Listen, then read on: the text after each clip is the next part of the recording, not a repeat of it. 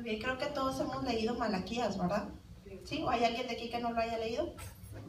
Los de primero creo que ya llevaron la materia de, bueno, para nosotros fue introducción al Antiguo Testamento, pero para ustedes creo que es otra, ¿verdad? Tiene otro nombre. Pero el chiste es que ya vieron estos libros. Se supone que ya lo debieron de haber leído.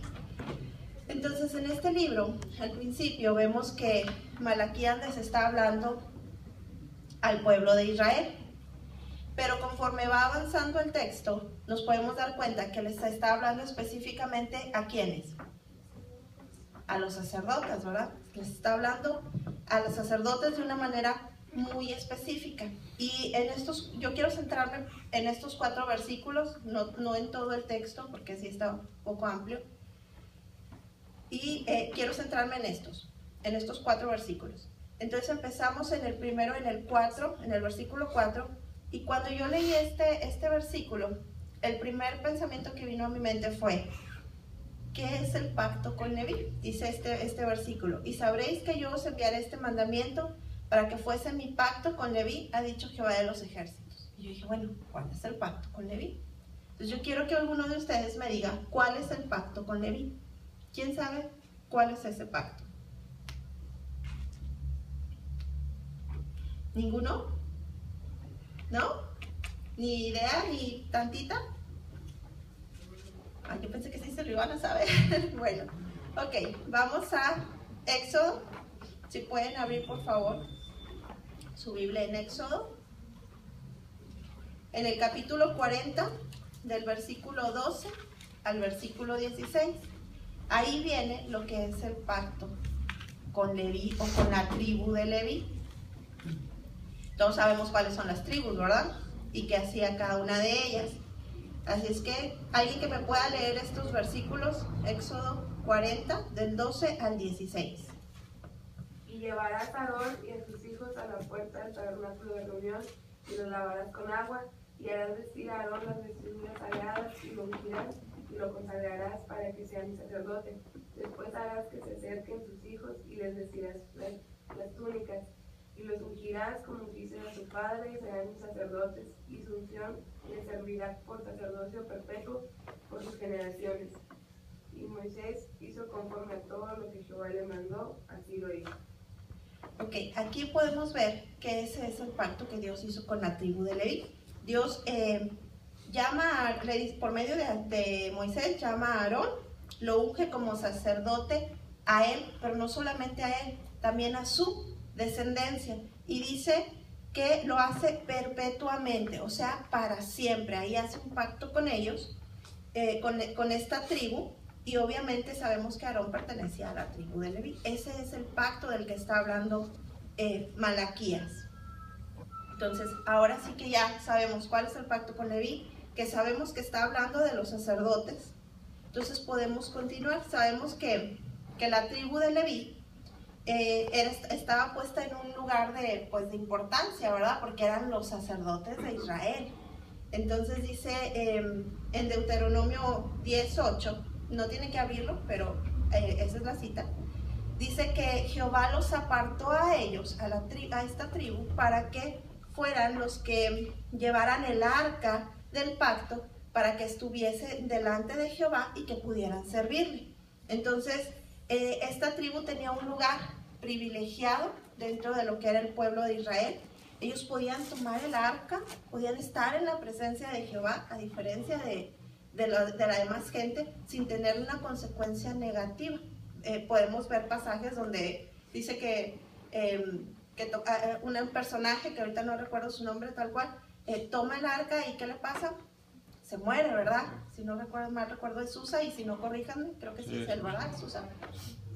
Entonces, ellos no, ellos tenían ese privilegio, estaban en un lugar importante, tenían un privilegio dentro de lo que era el pueblo de Israel. Pero después vemos en el siguiente versículo que Dios les sigue hablando a este pueblo, o a esta tribu específicamente, porque les habla a los sacerdotes y les dice, perdón, dice, mi pacto fue con él de vida y de paz. Les menciona esto, el Señor le dice que su pacto fue un pacto de vida y fue un pacto de paz, lo que Él hizo con ellos. Pero más adelante, en los siguientes versículos, todas las frases que siguen parecen ser como una especie de requisitos que llevaba en este pacto. Entonces, vamos a ir viendo cada uno de ellos y a qué se refiere con este pacto de vida y paz que Dios les había dado a ellos. Vemos ahí que lo primero que menciona en los versículos habla del temor. Dice, después de donde dice que fue un pacto de vida y paz, les dice, las cuales cosas yo les di para que me temiera, y tuvo temor de mí, y delante de mí estuvo humillado. Entonces les menciona primero el temor. El temor del que les está hablando aquí no es el temor de que, ay, le tengo miedo, sino es un temor piadoso.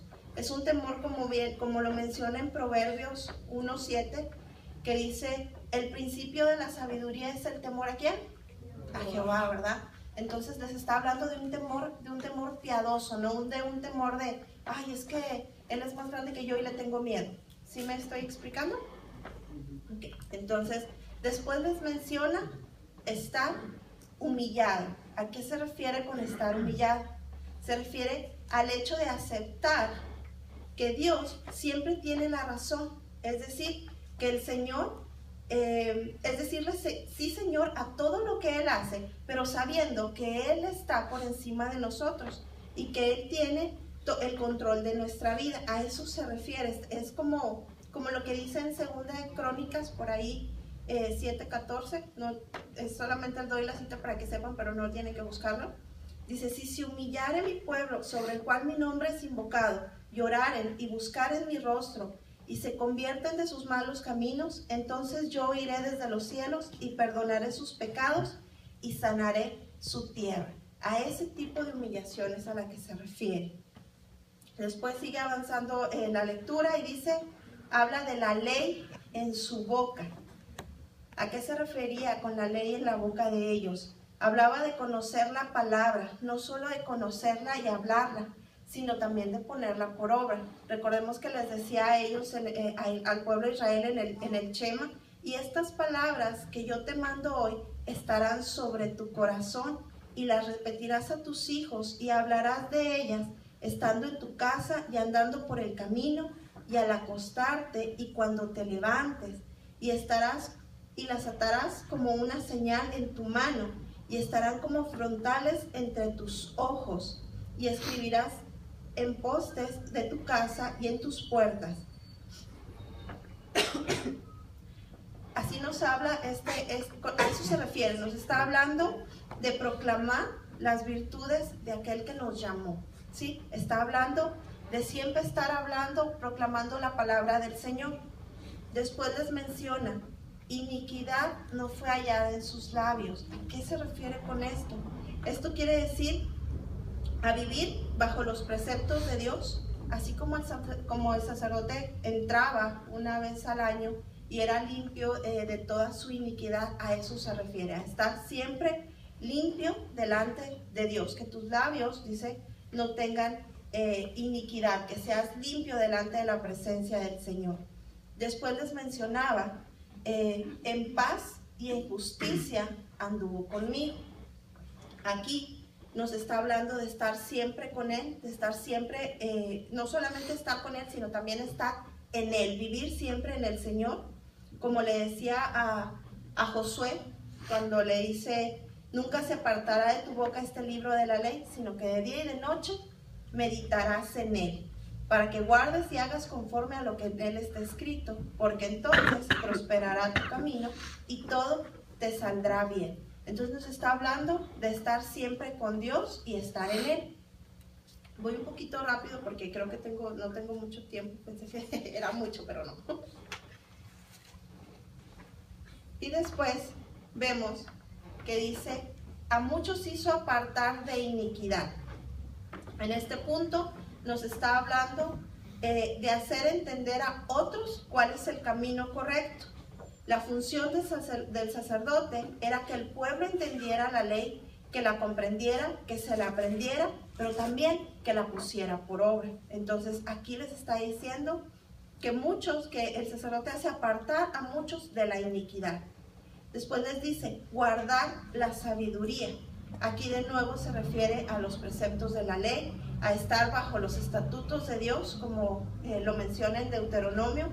Dice, mirad que yo os he enseñado estatutos y decretos, como Jehová mi Dios me mandó, para que hagáis así en medio de la tierra, en la cual entráis para tomar posesión de ella. Guardadlos pues y ponedlos por obra, porque esta es vuestra sabiduría, vuestra inteligencia ante los ojos de los pueblos, los cuales oirán todos estos estatutos y dirán, ciertamente pueblo sabio y entendido, nación grande es esta. Eso se refiere a guardar la sabiduría. ¿Cuál es la sabiduría? Pues la palabra del Señor, guardada en nuestros corazones y poniéndola por obra. Entonces, vemos que todos estos puntos o partes que Dios les estaba hablando a los sacerdotes eran parte del pacto que Dios había hecho con ellos.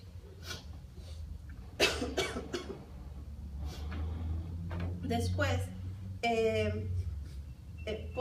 si pudiéramos relacionar estos puntos con lo que dice el Nuevo Testamento, dice, vamos a buscar 1 de Pedro 2:9, por favor. ¿Alguien que me lo pueda leer? Mas vosotros sois linaje escogido, real sacerdocio, nación santa, pueblo adquirido por Dios, para que anunciéis las virtudes de aquel que os llamó de las tinieblas a su luz admirable. ¿Qué nos dice este versículo? ¿Que somos qué? ¿Qué? Real sacerdocio, ¿verdad? Dice, somos real sacerdocio. ¿Y a quiénes les está hablando? ¿Les está hablando a toda la gente? No, les está hablando a quiénes, a los creyentes, a los que creen en Cristo. Dice, ustedes son real sacerdocio. Y bueno, les empieza a decir más cosas, pero el punto es que les dice real sacerdocio. Nos está diciendo que todo creyente es un sacerdote, ¿verdad? Entonces, si en Malaquías Dios le está diciendo todos estos puntos al sacerdote que tiene que ser, quiere decir que todos nosotros tenemos como creyentes que vivir de esta manera, de la manera que viven los sacerdotes, ¿verdad? ¿Vamos bien? ¿Sí o no? Entonces, si como creyentes somos sacerdotes y tenemos que vivir de esa manera, ¿de qué manera tenemos que vivir si tenemos un llamado más específico al pastorado? Obviamente, de esta manera tenemos que vivir. Si nosotros estamos siendo llamados a un ministerio como el pastorado, estamos hablando de que el pastorado en nuestros días vendría a ser como la unión de lo que es el profeta y el sacerdote, pero ahora en nuestro tiempo, ¿sí? Eso es lo que viene siendo el pastor, esa unión de esos dos. Entonces, si el sacerdote se encargaba de estar diciéndole al pueblo cuál era la ley y tenía que hacer que se la aprendiera, pero el profeta tenía que hacer que esa ley que había en su corazón diera un fruto. Entonces, ese es nuestro llamado ahora, como pastores, como llamados a ese ministerio. Tienes que llevar a la gente a que dé ese fruto. Entonces, ¿de qué manera tienes que vivir? Pues de la manera que vivía un sacerdote. ¿Y qué es lo que nos está diciendo entonces Malaquías? Nos está diciendo que como pastores tenemos que tener el temor a Jehová, tener ese temor piadoso de saber que Jehová es más poderoso que nosotros y que está con nosotros. Tenemos que estar humillados ante su presencia, sabiendo que Él está por encima de todas las cosas. Tenemos que hacer que nuestra boca siempre hable la palabra del Señor. Y como decía Agustín de Hipona, dice, predicar en todo tiempo y si es necesario, habla. O sea, hace referencia a nuestro testimonio, a vivir realmente lo que predicamos. Que no haya pecado en nuestra vida, que vivamos buscando una santidad, una comunión con Dios, así como dice Pablo, prosiguiendo a la meta, al premio del supremo llamamiento. Debemos de vivir así, buscando siempre la presencia de nuestro Dios.